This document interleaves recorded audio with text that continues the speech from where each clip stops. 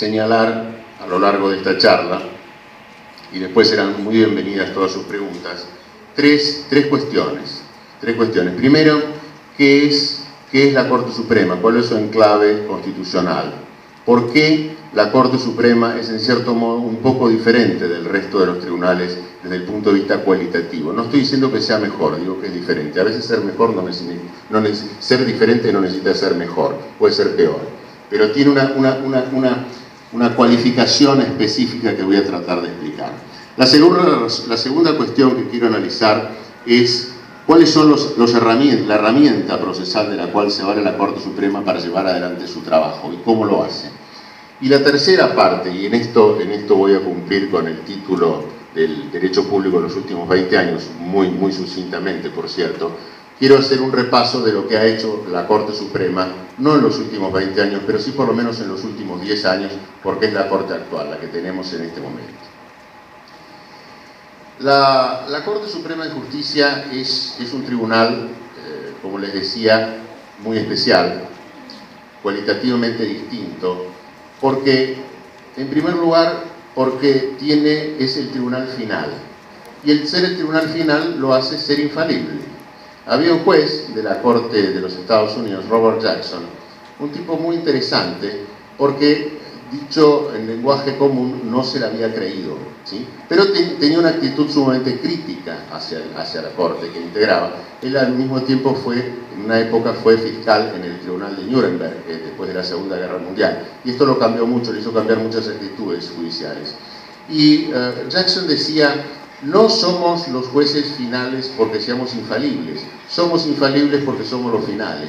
Y esto prueba una gran dosis de humildad, es decir, estamos aquí y nadie nos corrige. Entonces eso nos hace infalibles, no porque seamos buenos, porque estamos al final del camino. Esta es la sensación que tiene un poco la Corte Suprema. Cuando la Corte Suprema dice algo, está terminada la cuestión. Ustedes me dirán, pero miren que ahora está el Pacto de San José de Costa Rica, pertenecemos al sistema interamericano, y la Corte Interamericana está por encima de la Corte Suprema. Esto no es exactamente así.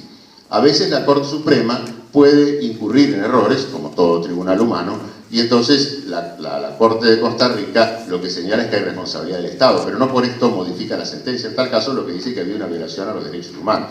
Esto le ha quitado, le ha hecho perder a la Corte Suprema esta sensación de finalidad, pero que yo creo que básicamente la sigue manteniendo, ¿no? La Corte de Costa Rica no es una apelación de la Corte Nacional. El alcance de las sentencias de la Corte es algo que no solamente afecta a las partes en litigio. Cuando la Corte dice algo, está interpretando un punto de la Constitución Nacional.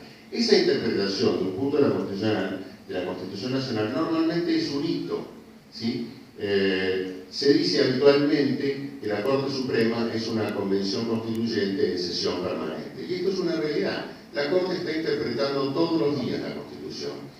Y además la Constitución es una norma bastante especial, porque no es como un reglamento administrativo o una disposición de un ministerio, que a veces dejan poco y escaso margen a la interpretación porque son de letra muy precisa. Cuando la Constitución dice que somos todos iguales ante la ley, ¿qué significa que somos todos iguales? Bueno, cada vez que se presenta un conflicto de igualdad tenemos que interpretar la Constitución, y esta es la tarea de la Corte.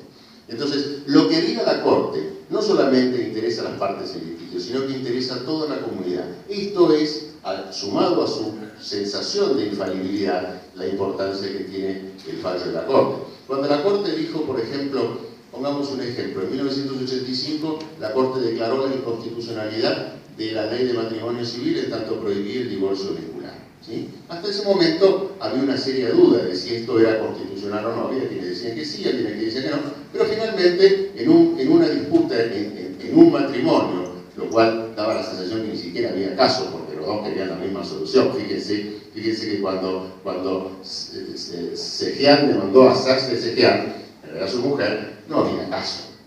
No había caso, era un matrimonio que se demandaba entre ellos para obtener los dos el divorcio, que eran lo que querían los dos. No había caso judicial. Pero ¿quién podía decir que no había caso judicial? Nadie.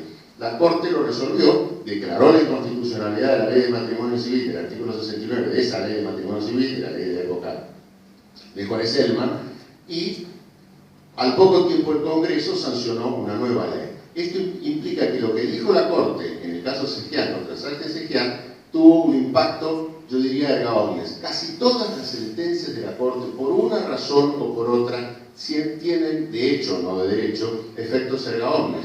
Porque lo que dicen nos importa a todos.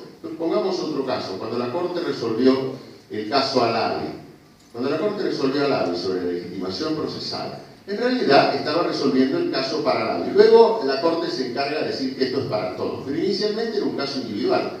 Se dio cuenta la Corte que esto no podía ser solamente para una persona, y entonces esa amplia legitimación procesal interpretativa del artículo 43 de la Constitución y todas las categorías que encuentra la Corte en el artículo 43 desde el punto de vista de la legitimación procesal, las extiende a toda la comunidad, porque quedarse en un solo individuo es imposible.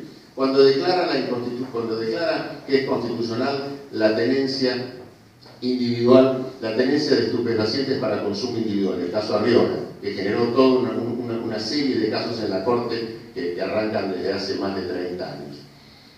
Bueno, lo dijo para una persona, pero lo que dijo para esa persona importó prácticamente una decisión general. Con esto quiero decir que en buena medida las sentencias de la Corte se parecen mucho a las normas de alcance general. No digo que sean leyes, porque esto implicaría afectar la división de poderes, pero tienen un valor de alcance general. Lo que dijo la Corte hoy, la Corte Nacional hoy, tiene una repercusión inmediata en todo el país y nos llega de algún modo, porque nos llega hoy o porque nos llegará en un tiempo determinado. Pero este es el valor de la Corte en cuanto a sus sentencias.